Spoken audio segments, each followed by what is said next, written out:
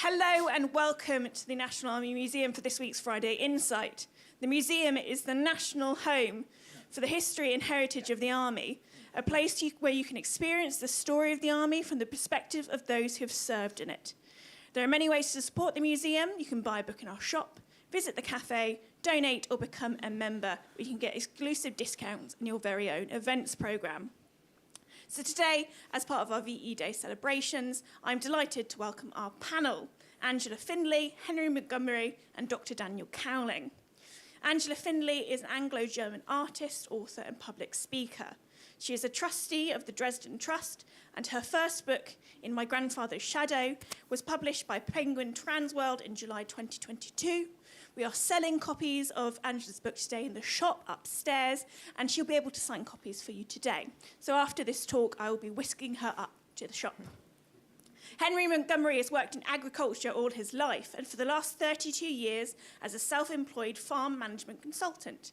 He is president of the Spirit of Normandy Trust, the Portsmouth D-Day Story Trust, and the Friends of the Fusilier Museum Warwick. Dr Daniel Cowling is a historian at the National Army Museum who specialises in modern British and European history. He completed his PhD at the University of Cambridge, where he wrote his thesis on the British occupation of Germany. Today, Angela, Henry, and Daniel will be discussing the history, legacy, and remembrance culture surrounding the Second World War. Again, this event is part of the National Army Museum's VE Day celebrations, commemorating the 80th anniversary of the Victory in Europe Day. So with that all said and done, I'm now going to hand over to Daniel. Thank you very much, Amy. Thank you very much for the kind introductions and welcome everyone to today's very special Friday Insight. It is fair to say, I think, that few historical events have resonated quite so strongly as the final stages of the Second World War in modern British culture. When we think back to 1945, we probably all conjure up those same iconic images of conga lines on Trafalgar Square, tables laden with all sorts of cakes and biscuits and fantastic goodies and street parties up and down the country. But I think it's also fair to say that when you look at the history books of this time, it's a period that was marked as well by uncertainty, trauma and loss. It was a time for reflection and remembrance as much as one of celebration. And I think today, as we look back 80 years on to these kind of momentous historical events, it makes us think about what we should do to mark the history and legacy of the Second World War, and ultimately what VE Day means to us today, 80 years on. And I'm delighted to say that to illuminate our thoughts on this conversation, joined by two very special guests, Henry and Angela, who are both, as Amy introduced, grandchildren of high-ranking officers on opposite sides during the Second World War. I think they'll both bring a unique perspective on questions of memory, history and remembrance, reflections upon their own family history and personal ties to these events, but also those broader considerations of what remembrance means today and how we might best recall and sort of restore and remember the legacy of those momentous few months at the end of the Second World War and the conflict as a whole, especially in the context and the very changed context of a world without very many surviving veterans of the war itself. So welcome to both of you, and thanks for joining us today. I'm sure it'll be a fantastic conversation. Now, to begin with, perhaps it makes sense for each of you to give us a little bit of background on your sort of illustrious grandfathers. So perhaps you could begin, Angela, just tell us a little bit about what your grandfather did up until the Second World War. So, hello everybody. My grandfather was a German. He was a very athletic man. He was in the army from the age of about 10. He was a cadet in a Prussian military school in Schleswig-Holstein, a place called Plön. And he then, he was a very sort of skilled artillerist, and so he moved on to Schwerin, which is in the sort of northeast of Germany, and then became the leader of the artillery school in a place called Jüterbog, which is just south of Berlin. And he was a very, I think he was a kind of a poetry sort of lover. He'd write quite. He'd do crafts. He'd very athletic, very winning countless prizes in sort of long jump and high jump and swimming, tennis, that kind of thing. But really a sort of army man through and through. Henry? Well, grandfather's was obviously he didn't really come from a military background at all, but he came from a background, his father was a bishop of Tasmania, which is where he was brought up, and as a result was fairly wild, I think, by the time he came to this country in as age 13. At the beginning of 1900, 1901. And he eventually decided he wanted to go into the army, much against his parents' wishes, I think, and joined the army in 1908, served in India, seriously injured at the beginning of the First World War, was sort of horrified by his First World War experiences, horrified by the loss of life, horrified by the apparent absence of generals who didn't seem to be sort of connected in any way with what was actually happening on the front, and that sort of marked his future really, and he was determined to sort of master the art of battles and of warfare and of training troops and preparing them for war. So that was his sort of background, as it were, up until the beginning of the Second World War. Well, I mean, as you say, that's where we kind of lead into in the main kind of focus of today's talk. So perhaps, I'm sure it's a story that some of us know already quite well, but just to give us a sense of what each of your grandparents did in the war itself, and in particular in those kind of few days, this time 80 years ago, what were they up to kind of around VE Day and their experiences at that time? You want me to get right? Obviously, he was involved, grandfather was involved right from the beginning of the war, was sent over with the British Expeditionary Force into northern France, and sort of made an initial mark for himself by the way he quite successfully withdrew the troops under his command to Dunkirk and evacuated them from Dunkirk. And then was involved in training the British Army in the southeast of England, and sort of really made quite a nuisance of himself. At that point in time, Churchill described him as a little man on the make, and as a result of that, I mean, he had very clear views about how the army should be trained, and how inadequately prepared we really were, even though we were in the middle of the war. So he was very keen on training, on physical fitness, on people, on soldiers really repeating exercises until they could execute them perfectly. And that sort of obsession really annoyed his seniors. And as a result, he was largely overlooked for promotion. And then by a sort of unfortunate incident, the person who was appointed by Churchill to take over the 8th Army in North Africa died in a plane crash, and grandfather at the last moment was appointed head of the 8th Army, commander of the 8th Army, and sort of the rest is history, really. We know the story of Alamein, and then subsequently he commanded the Allied land forces in Normandy, and was intimately involved in the planning of D-Day. And 80 years ago today, he had moved his headquarters for the 26th time since landing in D-Day to Lüneburg Heath, where I will be tomorrow. He was actually, at that point in time, was very, he was physically exhausted, emotionally exhausted, and grieving the loss of a very dear person who had served with him since Alamein, one of his liaison officers who died a few days before. So he suffered, personal loss on that. So he was... The day that he took the surrender of the German forces in Northern Europe and the Netherlands and Denmark on the 4th of May, the record of how he treated the Germans was somebody who was quite grumpy. He wasn't in a good mood, and he was definitely emotionally drained. That's very interesting. Angela, could you tell us a little bit about, I think it's probably a story we don't know quite as well, so maybe you could tell us a little bit about your grandfather. Well, it's interesting, actually. Today is the actual day that my grandfather surrendered to the Americans in North Italy. So that's sort of where he would have been right now. It was the end of his war and the beginning of his internment as a prisoner of war.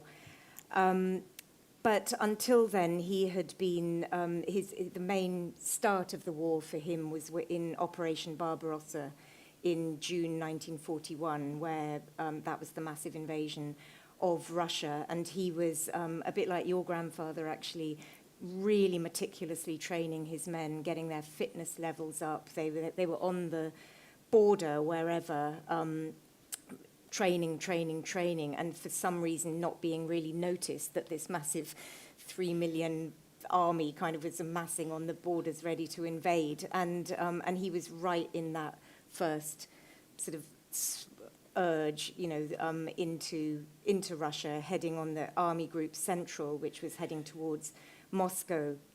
And then they went kind of a wiggly way. He often talked about the ridiculous orders from the idiots above.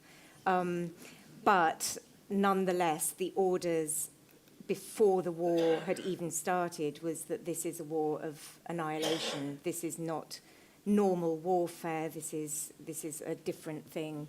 And they were very much geared up to believe they were fighting the Bolsheviks, who were going to invade Europe if they didn't get there first. So he spent quite a long time on the Eastern Front fighting in the Battle of Volchov, which was a swampland, a horrendous battle, one of the most horrible battles. South of St. Petersburg, it was part of the 900-day siege of Leningrad. And that's where he became decorated as a general and received his Knight's Cross for, I think, extreme battleship bravery and successful military leadership. From there, he then got sent slightly from the frying pan into the fire down to Monte Cassino and in Italy, and fought the British there, and then was in kind of Italy for a while until at the very end of the war he was up in the Dolomites with some tank unit or something, and that's where he surrendered to the Americans. Fascinating. So we get to this point in 45, and we've kind of followed the stories up there, and there's some points of comparison and some sort of contrasting aspects to these stories.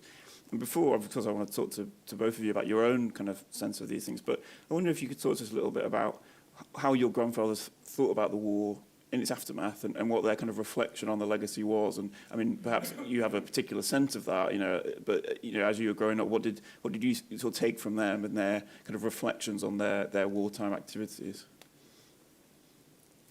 Well,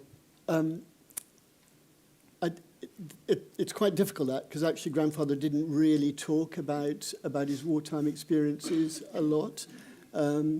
He was...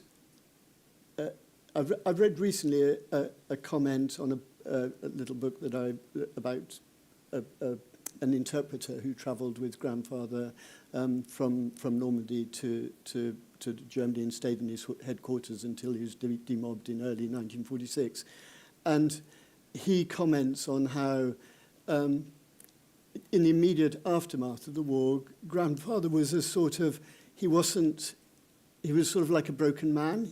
He felt, that was his observation, that he had, all his energies had been had sort of been drained out of him in terms of trying to get to the point that they got to at the end of the war, and so I think he was exhausted emotionally, physically. He apparently looked much older than he was, but so my most sort of vivid memories of talking to grandfather are really much later on in his life, when he was probably not really very well, and at that stage he just talked an awful lot about killing Germans, and it was almost as if it was. It was sort of rooted. He was horrified about the loss of life, and actually, I think he sort of carried that sort of silent burden of guilt, trauma, whatever, of living with what he'd had to live through. He didn't really talk about it, but he just talked a lot about loss of life, particularly killing Germans, and told some stories that weren't, were sort of not necessarily entirely true stories. So it was it was a very difficult, to get a handle on how he really felt. What is clear is that he felt absolutely no sense of glory in the immediate aftermath of the war. I think he said he was very much a task-orientated person. He felt this job's done, the next job is how do we, in his words, win the peace. And that's what all his focus was on. But it was from a place of being fairly sort of drained by what had happened in winning the war, as it were. I presume in your case, Angela, the sort of legacy of Nazi Germany and what that kind of evoked in the aftermath of the war maybe lent upon your grandfather's kind of reflections. Well, it's interesting that you say reflections, because he literally did write some reflections. It's the only bit of sort of evidence I've got of what he thought after the war, and he wrote them in the prisoner of war camp. And first of all, it was about, he was really angry at the way that all the Germans were being lumped in together as the evil baddies, and he sort of separated it out a bit, that there were the evil people at the top and the SS, and he was very clear that he wasn't one of them. He'd never joined the Nazi party, but it kind of made very difficult reading to see somebody not reflecting really properly on what had happened, particularly in the light of in the darkness of the Holocaust. But he remained a bit feisty to begin with in the defeat. But then I think it gradually dawned on him. Then he was transferred to Germany from Italy and was in the British, under the British. And there he really was humiliated, I think. He was a prisoner of war for 3 years, tried for Nazi war crimes, and actually found not guilty. But by the time he was released in March 1948, he was a completely broken man, emaciated and broken. The family didn't even recognize his voice. He was so changed. So I think that moment, it was like his downfall. It was from the moment of surrender, capitulation.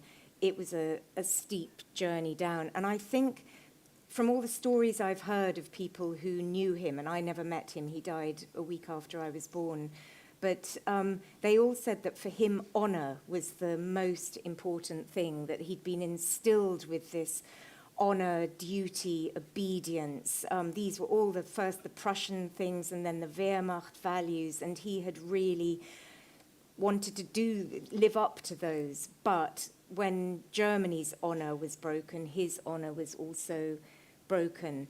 But I found it very difficult because of what happened in the Holocaust, what happened on the Eastern Front. You can't pretend that he wasn't part of that or didn't know, but it is also very complicated knowing that somebody who's geared, like every army officer is, to obey orders and serve your country, but what happens if the orders from above are so appalling and atrocious? So it's with real mixed, I have very mixed feelings of empathy and horror, really, I suppose, Well, it in kind the of aftermath. leads on to that kind of an interesting question, I think, of how you feel like the sort of inheritance you've got, the sort of family legacy has shaped your own life.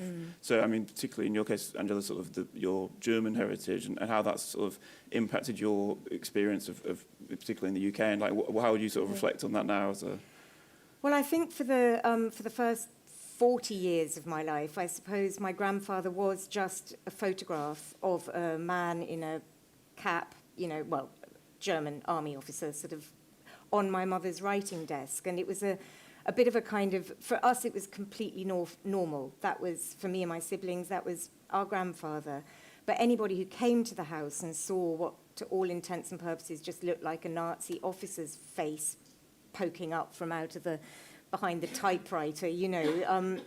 It was a kind of, everybody remembers that. And I didn't know anything about the Germans. I just knew they were lovely. My relatives were lovely. The sweets were lovely. The candles on the Christmas tree were lovely. And then it was really at about the age of 12 that I began to notice that actually the Germans weren't really liked, that there was something about them that was really not good. And that's when the problems with the unconscious problems or subconscious problems began for me, that I think in a way I was made to feel shame, shame for half of me being German, and in a way I think I imposed that on myself.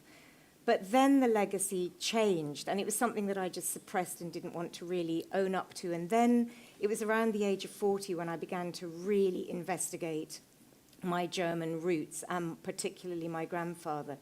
And then it became a very interesting journey, such an life-enriching journey. And I've now become very grateful that I had this very knotty heritage to work with, because it's taken me to such interesting geographical, psychological, philosophical, moral problems. It's just been a very interesting heritage to have, albeit challenging. So as you discuss very, very fascinatingly in the book, which I have read, and I would heartily recommend many others doing so. Henry, I imagine in your case, it's perhaps more of a, on the face of it anyway, it seems like maybe more of a sort of straightforward legacy. And I wonder how that's impacted you know, growing up with the sort of the name and the kind of the kind of reflecting on how that might have shaped the way that people have treated you, and you've experienced kind of things in the kind of shadow, whether it is that of your grandfather. Well, I think I have a sort of, it's still this awful sort of memory of aged 5 going with grandfather to the Royal Tournament. And he was taking the salute, and we were in the royal box. And afterwards, I think this is sort of fairly tradition, usually presumably royalty in the royal box taking the salute. Anyway, it was grandfather, come down the lift, red carpet, lined with people, and all wanting to shake grandfather's hand and pat me on the head. And I was completely and utterly horrified by this experience, you know, obviously, and I think it left me sort of slightly, I don't really understand. Well, I obviously didn't understand. I mean, he was clearly very famous, and everybody idolized him, really, or that's what it felt like. So I think I sort of, to my shame, probably slightly stepped back from sort of appreciating the legacy issues of grandfather and what he'd done. And I think really what sort of triggered a sort of determination to make up for lost time was initially was on the 70th anniversary of actually the Normandy landings of D-Day, when I was invited over to Normandy. It was the first time I'd been, and I was sort of standing in for my dad, and who wasn't very well at the time, and I met veterans.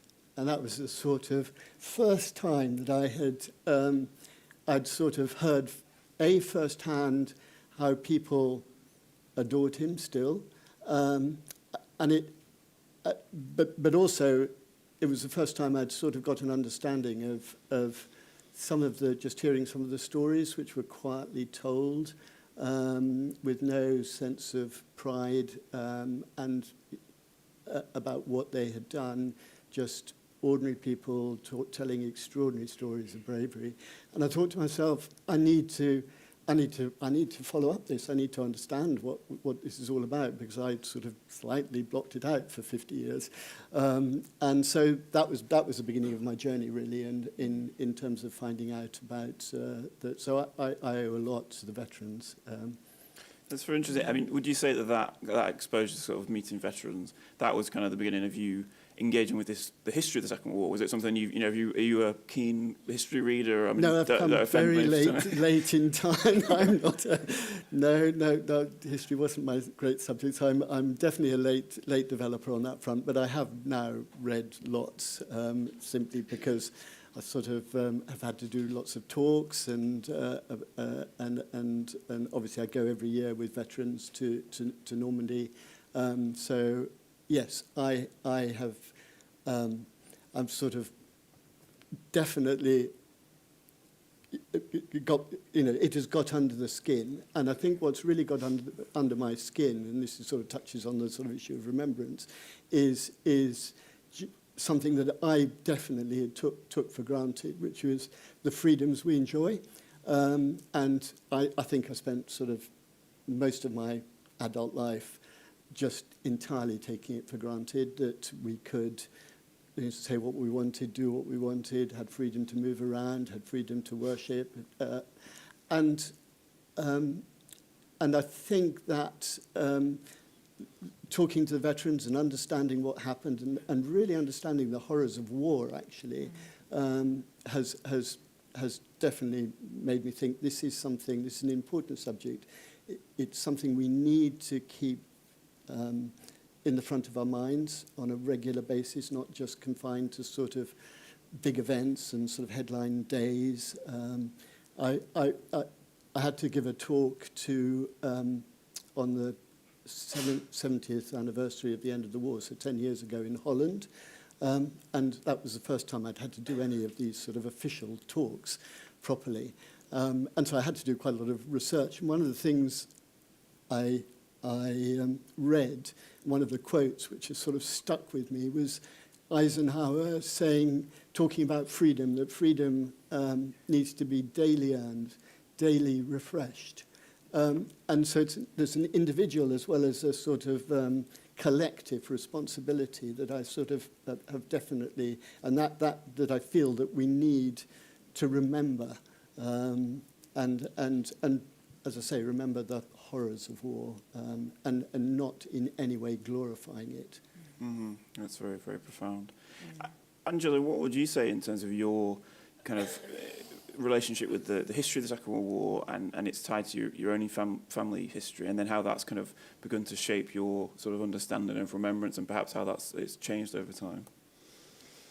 Yeah, well, I was somebody who grew up not thinking about war, really. I was sort of a dippy hippie artist into all these sort of alternative things, and war just wasn't really, and the Second World War didn't feature, knew very little about it, a bit like you, Henry, I didn't engage with it. And then when I realized that sort of my heritage had impacted me and it needed unpacking, I think I became also aware of the absolute horrors and futility of war, but I was also engaging very much in the other side's narrative to the one that had been given to me growing up in England. And I was aware how much bigger the story is of the Second World War than the one that we generally have in remembrance here in Britain. And I think this wanting to understand the other side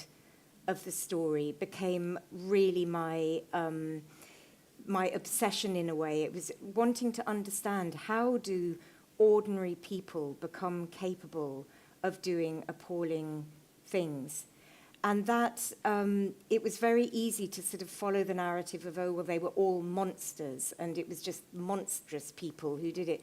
But actually, it isn't. It is ordinary people who take one decision after the next that leads them gradually down a path. And I worked for a long time in prisons, and that was my training ground, really, for understanding how people become perpetrators, and there's always a backstory.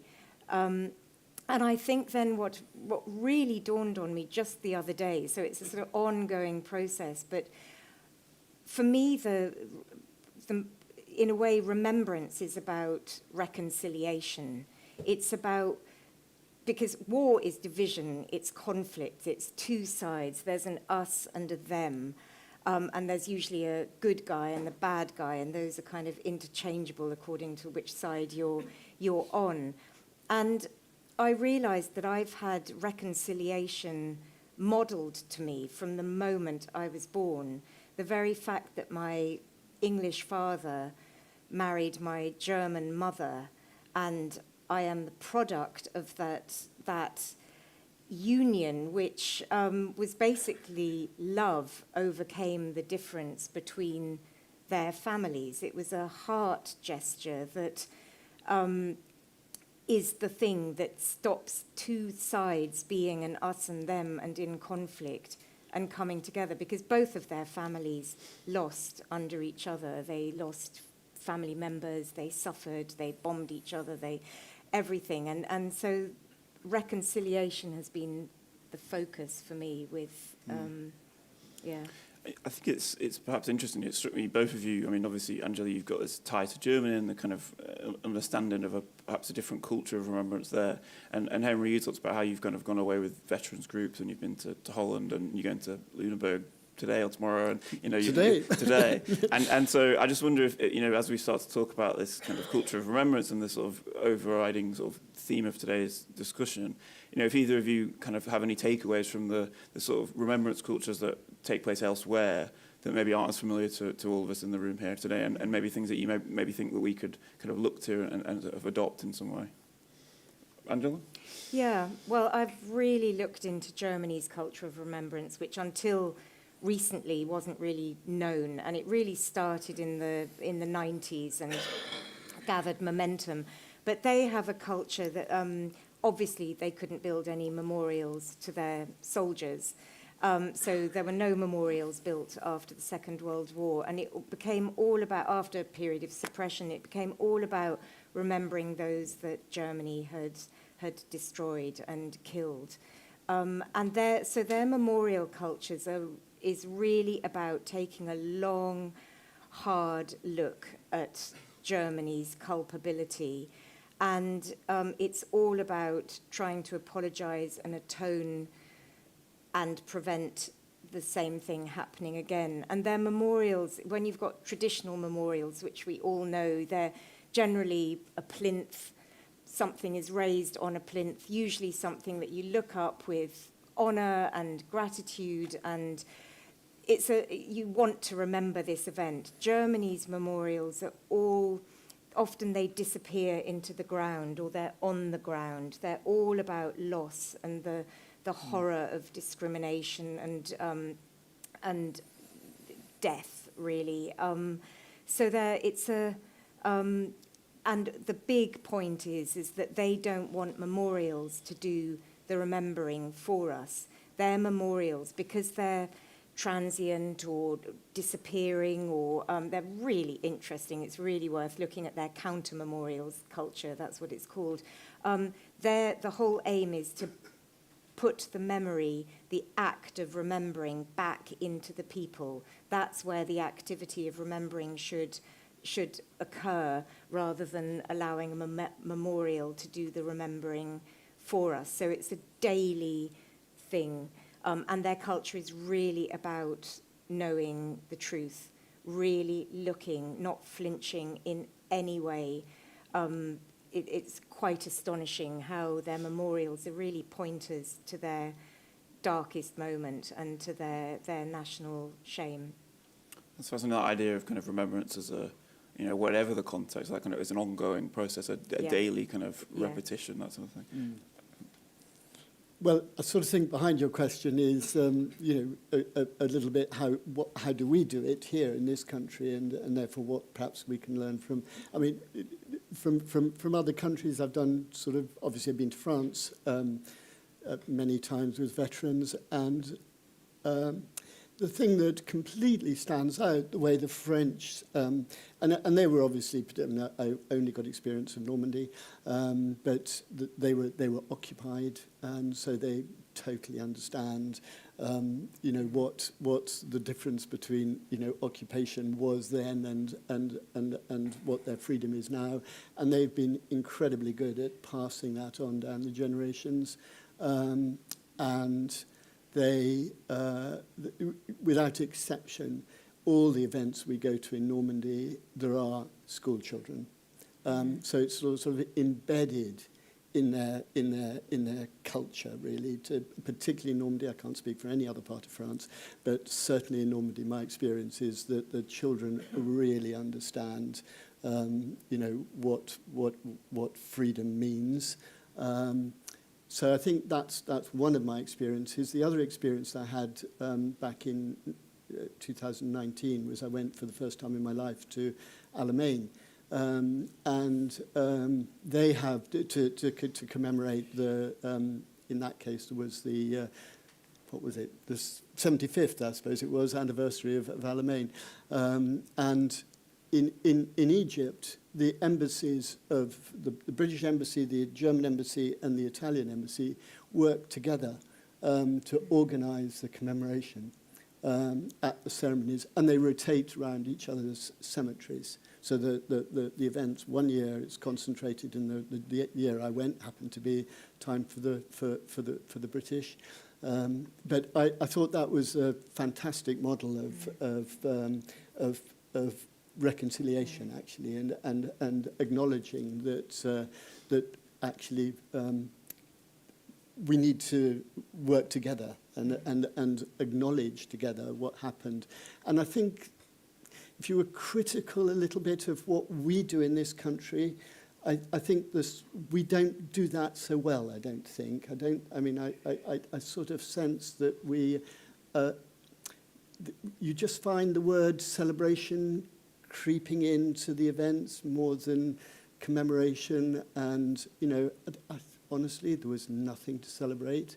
There was a lot to be thankful for about the end of the war, but so I think there's a danger that in that we can be slightly glorifying the war and putting ourselves up as sort of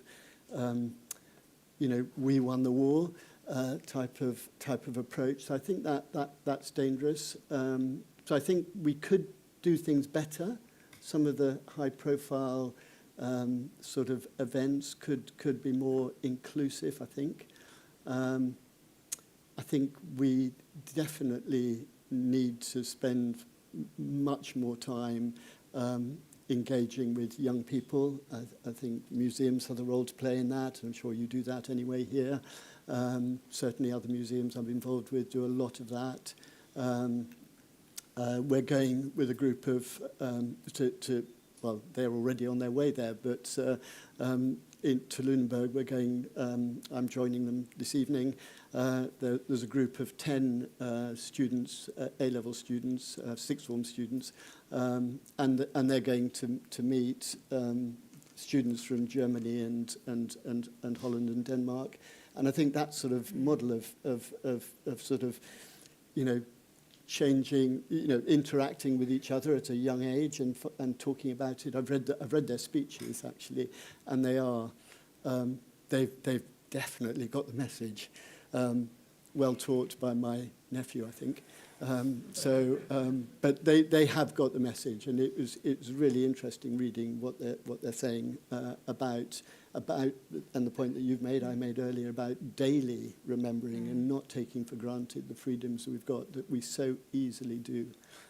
So do you think that kind of, looking to involve kids in particular is a kind of a fundamental part of how we adapt to a world of remembrance when there really are very few living veterans of either world wars left? Do you think that is kind of the core of how we might adapt to that change? Well, I think the responsibility is for every single citizen to take the subject seriously and to be able to pass that on as well and to talk about it. And I think we sort of tend to try and sort of brush it under the carpet a bit and sort of just get on with life. So I think that's the bit about daily refreshing, daily earning the freedoms that we've got. I think Eisenhower, in the second part of that quote, was that if we don't do that, like a flower, our freedoms will wither. A flower without water, it will wither and die. And so I think we're in troubled times at the moment, and I think we need to think carefully and talk more about a culture of remembrance and making it part of our daily life. So I'm not anti-remembrance. I just think we're not. We need to be collective, all of us. But I think also we need to encourage younger people to be more involved in the. What's your sense, Angela, in terms of the future of remembrance? I mean, I agree with a lot with what Henry has just said. There are quite a few things. I think, on the one hand, we do the ceremonies very well, and the rituals and visually, it's all very impressive and very, very moving. I think what's quite important is to include a far broader narrative of history. So not just to have the sense of there were baddies and goodies, but to bring it into a much more lived experience of how conflict begins, because it all starts with us going sort of, well, they're bad and I'm good. That's where the whole of the Second World War really started. So I think I would bring more of the psychology of how conflict arises into the classrooms, into young people's experiences, so that you can nip things in the bud before they even develop. I had a really good thought just before, and it's gone out of my head, and it will come back. I was also thinking that what I've learned from Germany is that self-reflection. I mean, patriotism is pretty hollow if you only look at the glory and the honor and the good things about your history. I think we could do with a bit more self-reflection in this country, about where things weren't so good. And I know your book talk, which is also very excellent, is, it takes a slightly more critical look at the bits where we didn't do so well. So when we, for example, talk about, when we remember the Second World War, it's very easy to think, well, we triumphed over evil, and the evil were the Nazis over there.